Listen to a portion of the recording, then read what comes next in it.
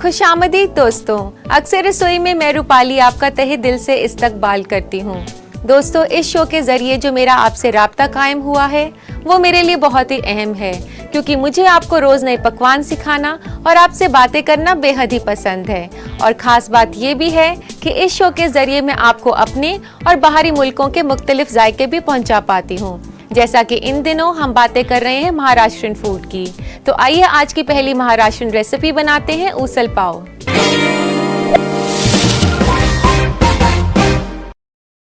तो सबसे पहले बनाते हैं हम इसके लिए लाल मिर्च की चटनी। आइए इसे शुरू करते हैं।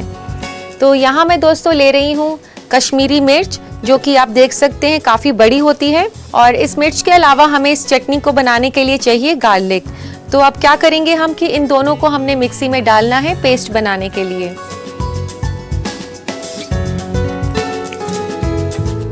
इसी के साथ थोड़ा सा पानी भी डाल देंगे इसी मिर्च का, इसको चलाने के लिए। और इसमें 1 से 2 क्लोव आप गार्लिक के ले सकते हैं।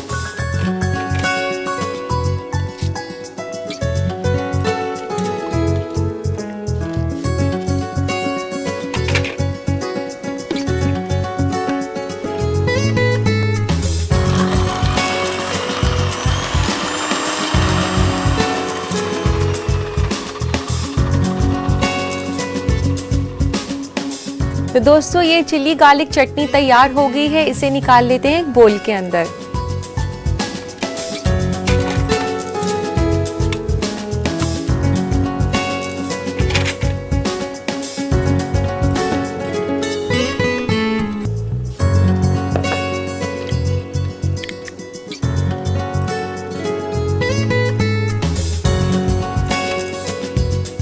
तो दोस्तों, हमने चिली गार्लिक चटनी तो तैयार कर ली है। बनाना शुरू करते हैं ऊसल। ऊसल के लिए सबसे पहले हम तेल गरम करेंगे एक पैन में।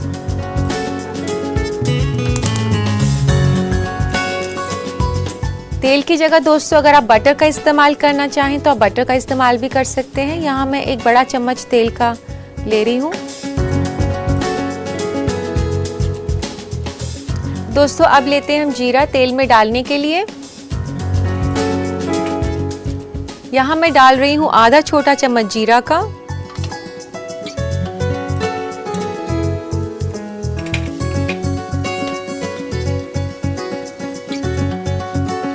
दोस्तों, जीरा डालने के बाद अब हम डालेंगे इसमें एक बारीक कटा हुआ प्याज।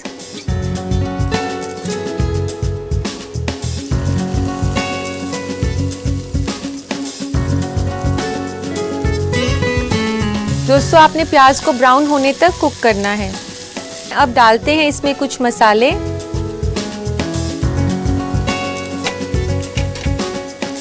सबसे पहले मैं डाल रही हूँ इसमें आधा छोटा चम्मच धनिया पाउडर का, आधा छोटा चम्मच जीरा पाउडर का, 1/4 चम्मच हल्दी, 1 छोटा चम्मच नमक का। इसको डालने के बाद हम इसमें डालेंगे थोड़ा सा पानी ताकि मसाले जले नहीं।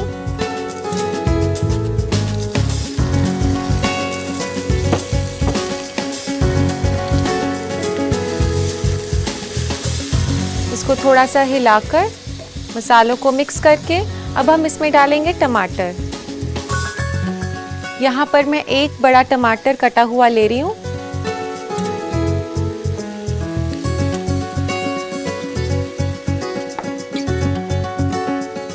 और थोड़े से टमाटर पकने के बाद अब हम इसमें डालेंगे वो चटनी जो हमने बनाई थी मिर्च की और गार्लिक की।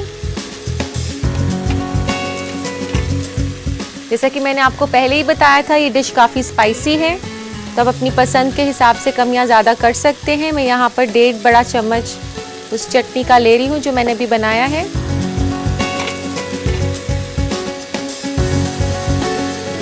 तो अब इसे 2 से 3 मिनट के लिए हम कुक कर लेते हैं। और अब इसमें डालनी है हमने स्प्राउटेड दाल। और सबसे पहले हम इसमें डालते हैं मूंग की दाल, जो कि मैंने स्प्राउट करी हुई है पहले से ही।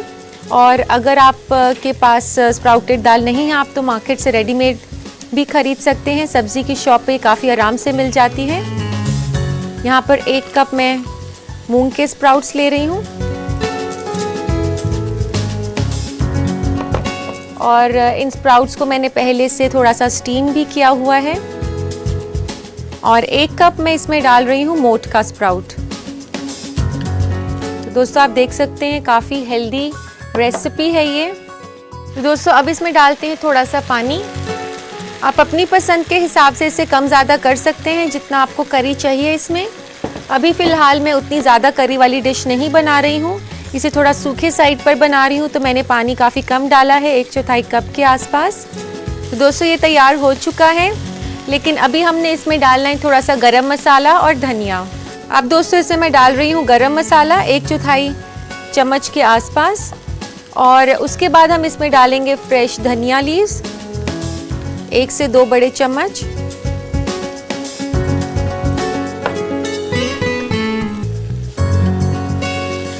तो दोस्तों ये तैयार हो चुका है, इसको बंद कर देते हैं। और ये सर्व होगा पाव के साथ यानी ब्रेड के साथ, और इसके साथ जो ब्रेड सर्व होती है उसको बटर लगा के गरम किया जाता है, तो पहले वो तैयार कर लेते हैं।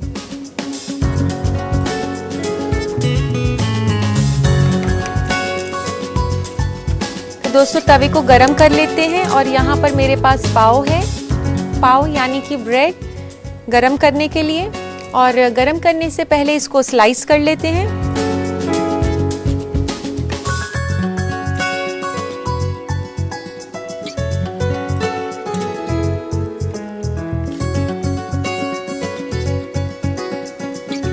तो तवा भी गरम हो चुका है, तो उस पर बटर लगाते हैं थोड़ा सा।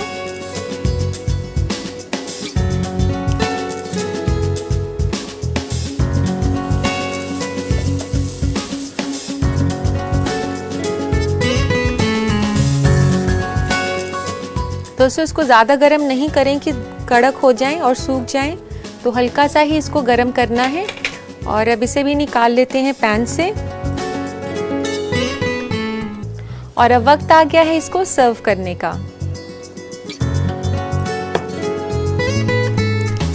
तो दोस्तों अब लेते हैं एक सर्विंग प्लेटर इसको सर्व करने के लिए।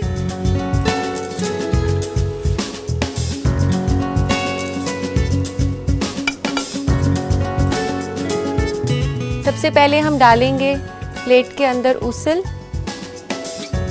यानी कि जो ये स्प्राउट्स की करी हमने बनाई है।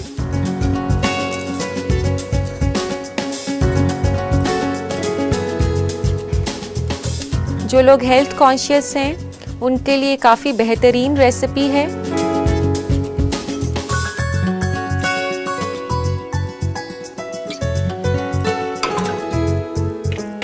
दोस्तों अब हम इसे गार्निश करेंगे बारीक सेव के साथ। यहाँ पर मैंने बारीक सेव लिया है जो कि आपको मार्केट में काफ़ी आसानी से मिल जाता है। सेव डालने के बाद इसको ऊपर से सजाएंगे धनिये के साथ। दोस्तों ये डिश काफ़ी सिंपल है और साथ ही में काफ़ी हेल्दी भी। और इसके साथ सर्व करेंगे पाव ब्रेड जो कि हमने अभी गरम करी थी। तो दोस्तों आप देख सकते हैं कि सिर्फ स्नैक नहीं बल्कि जब आपका लाइट मील का मूड हो तो आप इसे आराम से खा सकते हैं। तो लीजिए दोस्तों तैयार है उसल पाव। तो दोस्तों देर ना करें, आज ही बनाएं इस लजीज और मज़ेदार महाराष्ट्रन रेसिपी को अपनी किचन में। तो उससे पहले नोट करें इसकी रेसिपी, देखिए रिकैप। उसल पाव बनाने के लिए हमें चाहिए 1 से 2 अदद कश्मीरी मिर्च, 1 से 2 अदद लहसुन, 1 बड़ा चम्मच तेल, आधा छोटा चम्मच जीरा, 1 अदद बारीक कटी हुई प्याज, आधा छोटा चम्मच धनिया पाउडर, आधा छोटा चम्मच जीरा पाउडर, 1/4 छोटा चम्मच हल्दी, 1 छोटा चम्मच नमक, पानी, 1 अदद बारीक कटा हुआ टमाटर, 1 कप मूंग दाल स्प्राउटेड, 1 कप मौठ दाल स्प्राउटेड, 1/4 छोटा चम्मच गरम मसाला, 1 से 2 बड़ा चम्मच हरा धनिया बारीक कटा हुआ, 2 अदद पाव, थोड़ा सा मक्खन और सेब और धनिया पत्ता गार्निश के लिए। सबसे पहले उसल बनाने के लिए कश्मीरी मिर्च और लहसुन को मिक्सी में पीसकर चटनी बना लें। फिर पैन में तेल गरम करें, उसमें जीरा और बारीक कटी हुई प्याज डालकर तब तक पकाएं जब तक कि प्याज लाल ना हो जाए। अब उसमें मसाले जैसे कि धनिया पाउडर, जीरा पाउडर, हल्दी, नमक और थोड़ा पानी डालकर पकाएं। फिर कटा हुआ टमाटर डालकर अच्छे से पकाएं। उसके बाद मिलाएं कश्मीरी मिर्च और लहसुन से बनी चटनी और 2 से 3 मिनट तक पका लें। फिर मिलाएं स्प्राउट्स और पानी डालकर अच्छे से चला लें। गरम मसाला और हरा धनिया डालें और मिला लें। उसल बनाने के बाद पाव तैयार करने के लिए सबसे पहले पाव को बीच में से काट लें। फिर गरम तवे पर थोड़ा मक्खन डालकर पाव को सेक लें। एक प्लेट में सर्व करें उसल पाव और उसे गार्निश करें बारीक सेब और हरा धनिया से। लीजिए तैयार है लजीज उसल पाव। मैं यहाँ लूंगी एक छोटा सा ब्रेक के बाद बातें होंगी खाने पीने के मुतालिक। बने रहिए अक्सर रसोई के साथ। ब्रेक के बाद आप सभी दोस्तों का इस्तकबाल है।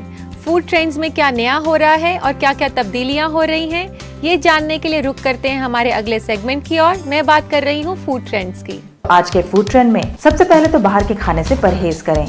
बाहरी खाना खाने से पेट में सूजन की शिकायत हो सकती है। कोशिश करें कि हल्का खाना ही खाएं। आप अपने खाने में सब्जियां, फल, अनाज वगैरह लें। ज्यादा गोश्त और मछली से परहेज करें। हरी सब्जियों को अच्छे से धोकर ही इस्तेमाल करें, क्योंकि इस मौसम में कीड़े हरी सब्जियों में छुपे होते हैं। तले हुए खाने से भी बचें, इससे डाइजेशन में परेशानी होती है। अपने डाइट में सूखा अशिया लें, जैसे मक्का, चना, बेसन, जौ वगैरह। पानी वाले अशिया जैसे चावल, लस्सी, तरबूज, इन सबको खाने से जिस्म में सूजन हो सकती है। कड़वी सब्जियां और कुछ हर्ब्स जैसे करेले, नीम, मेथी और हल्दी को डाइट में शामिल करें। ये जिस्म को इन्फेक्शन से बचाते हैं। दोस्तों, खाने से मुतालिक रोज कुछ ना कुछ नई बातें जुड़ जाती हैं, लेकिन मेरे रहते आप फिक्र ना करें, क्योंकि मैं आपको करती रहूंगी अपडेट। दोस्तों, इसी के साथ वक्त हो गया है आपके खतूत लेने का। लेते हैं आज का पहला खत। पहला खत लिखा है शीबा ने जयपुर से।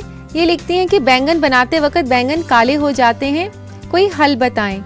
शीबा, आप जब भी बैंगन बनाएं तो 1 कटोरी पानी में 2 चम्मच दूध मिला दें, फिर उसमें कटे हुए बैंगन डालेंगी तो वे काले नहीं होंगे। उम्मीद है ये आपके काम आएगा। इसी के साथ दोस्तों हम लेते हैं अगला खत। अगला खत लिखा है शाहीन ने झांसी से। ये पूछ रही हैं कि अगर सब्जियां मुरझा गई हैं तो उन्हें ताज़ा कैसे किया जा सकता है। शाहीन, अगर आप फल और सब्जियों को ताज़ा रखना चाहती हैं तो आप ऐसा कर सकती हैं कि ठंडे पानी में नींबू डालें, उसमें सब्जियां आधे घंटे के लिए छोड़ दें। इसके बाद आप उसे पोंछकर फ्रिज में रख सकती हैं। लेकिन आप ध्यान रखें कि जब भी आप फ्रिज में सब्जियां स्टोर करें तो पॉलिथीन बैग में ना स्टोर करें। अगर कोई हरी सब्जियां हैं तो आप उसे किसी भी ब्राउन पेपर में रैप करके रख सकती हैं। उम्मीद है ये आपके काम आएगा। तो दोस्तों, ये थे आपके सवाल। यहाँ वक्त हो गया एक छोटे से ब्रेक का। ब्रेक के बाद मैं आपको सिखाऊंगी एक और महाराष्ट्रन रेसिपी। कहीं मत जाइएगा, देखते रहिए अक्सर रसोई। ब्रेक के बाद आप सभी का इस्तकबाल है। मैं हूँ रूपाली और आप देख रहे हैं अक्सर रसोई। दोस्तों, इस शो में मेरी अक्सर यही कोशिश रहती है कि मैं आपको कुछ अलग किस्म की रेसिपी सिखाऊं। जैसा कि ब्रेक से पहले मैंने बताया था कि मैं आपको सिखाऊंगी एक महाराष्ट्रन रेसिपी। तो हमारी अगली रेसिपी है कांदा पोहा।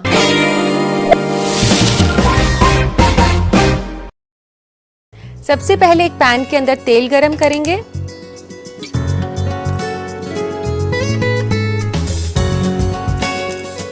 यहाँ पर मैंने 1 बड़ा चम्मच तेल का लिया है। तो दोस्तों, तेल गरम हो चुका है। आइए इसमें साबुत मसाले डालते हैं। पहले सबसे पहले मैं डाल रही हूँ इसमें जीरा सीड्स,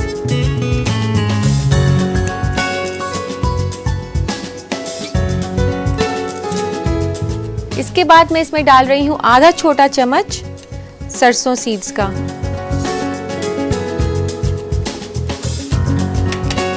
इसके बाद हम इसमें डालेंगे ये साबुत लाल मिर्च इस तरीके से तोड़कर, और कुछ करी पत्ते 5 से 6।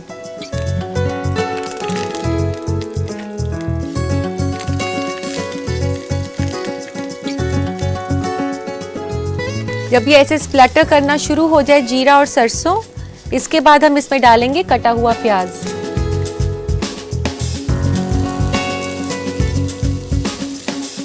एक बड़ा प्याज मैंने बारीक काट कर लिया है। दोस्तों, प्याज को पकाना है, हल्का सा ब्राउन करना है हमने। इसमें 2 से 3 मिनट लगेंगे। तो इसकी आंच हम धीरे करके चिड़वा को भिगा लेते हैं पानी में।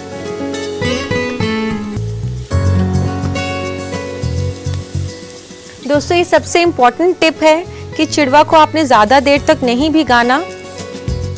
भिगाते साथ ही आपने उसको छान लेना है।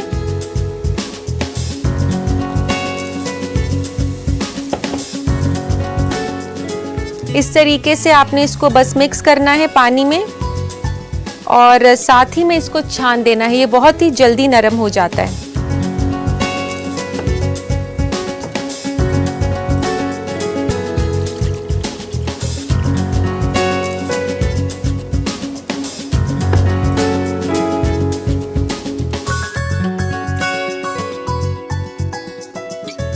तो दोस्तों ये काफी इंपॉर्टेंट स्टेप होता है क्योंकि पोहा अगर जरा सा भी ज्यादा देर पानी में भीगा रहे तो काफी चिपचिपा और स्टिकी सा बनता है।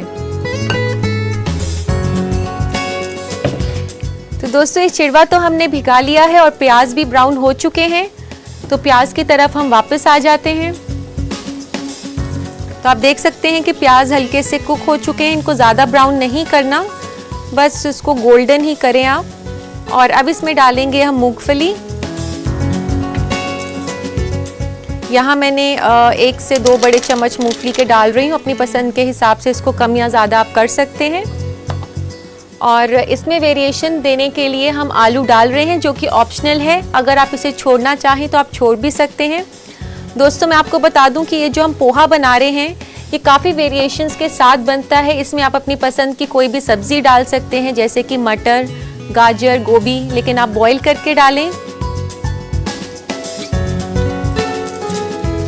दोस्तों पोहा काफ़ी पॉपुलर डिश है महाराष्ट्र की।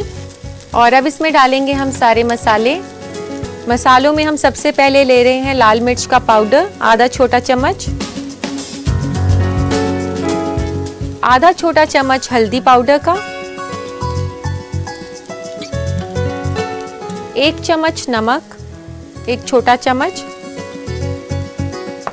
आधा छोटा चम्मच जीरा पाउडर। और इसको स्पाइसी करने के लिए इसमें हम डाल सकते हैं 1 से 2 छोटी हरी मिर्च। दोस्तों अब ये मसाला जो अच्छे से मिक्स हो गया है और अब हमने इसमें डालना है चिड़वा।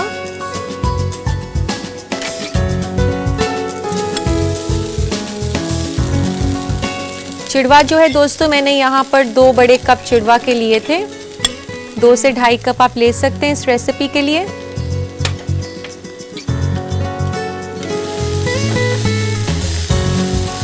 तो आप देख सकते हैं कितनी क्विक है ये रेसिपी और आप इसे सुबह के नाश्ते में या शाम के नाश्ते में एंजॉय कर सकते हैं। फ्राइड स्नैक्स की जगह इसको आप ऑप्ट कर सकते हैं। ये काफ़ी हेल्दी है।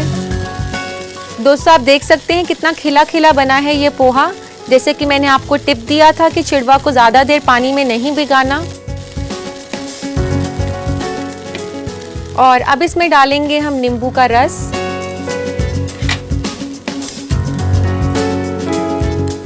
दो से 3 छोटे चम्मच नींबू का रस। नींबू का रस आपने एकदम एंड में डालना है, शुरू में डालने से वो कड़वा हो सकता है। और अब ये तैयार हो चुका है। इसमें डालेंगे धनिया लीव्स। यहाँ पे मैं फ्रेश धनिया ले रही हूँ डालने के लिए, 1 से 2 बड़े चम्मच।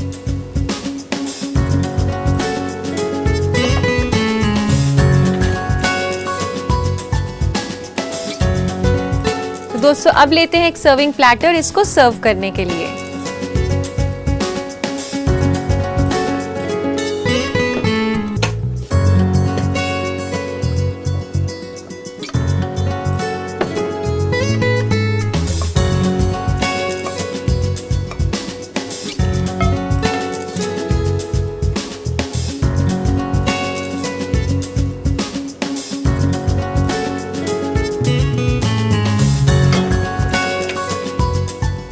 तो दोस्तों ये पोहा तैयार हो गया है। अब इसे गार्निश कर देते हैं करी पत्ते के साथ।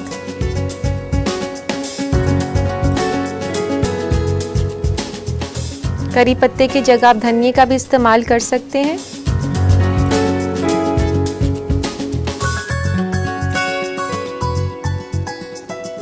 तो लीजिए नाजरीन, तैयार है कांदा पोहा। तो दोस्तों ये जायके से भरी महाराष्ट्रन डिश इस कदर पसंद की जाती है तो यकीनन आपको भी काफ़ी पसंद आएगी।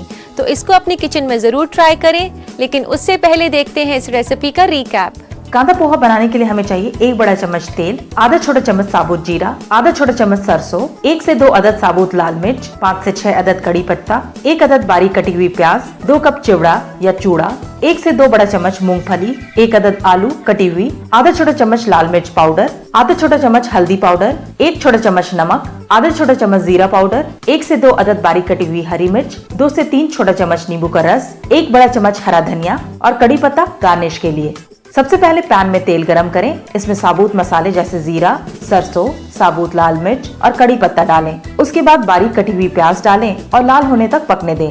जब तक प्याज लाल हो रही है, चिवड़ा को भिगो लें। जब प्याज लाल हो जाए तो इसमें मूंगफली और आलू डालें और कुछ देर पकने दें। अब इसमें मिलाएं मसाले जैसे लाल मिर्च पाउडर, हल्दी पाउडर, नमक, जीरा और बारीक कटी हुई हरी मिर्च।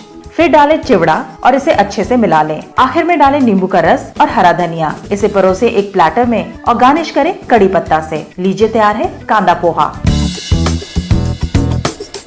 उम्मीद करती हूँ दोस्तों कि आपने कांदा पोहा की रेसिपी अच्छे से नोट कर ली होगी, तो इसे अपनी किचन में जरूर बनाएं और अपनी दोस्त रूपाली को याद करें। दोस्तों अब वक्त आ गया है आपसे विदा लेने का। महाराष्ट्रन खाने का सफर बस यहीं तक था।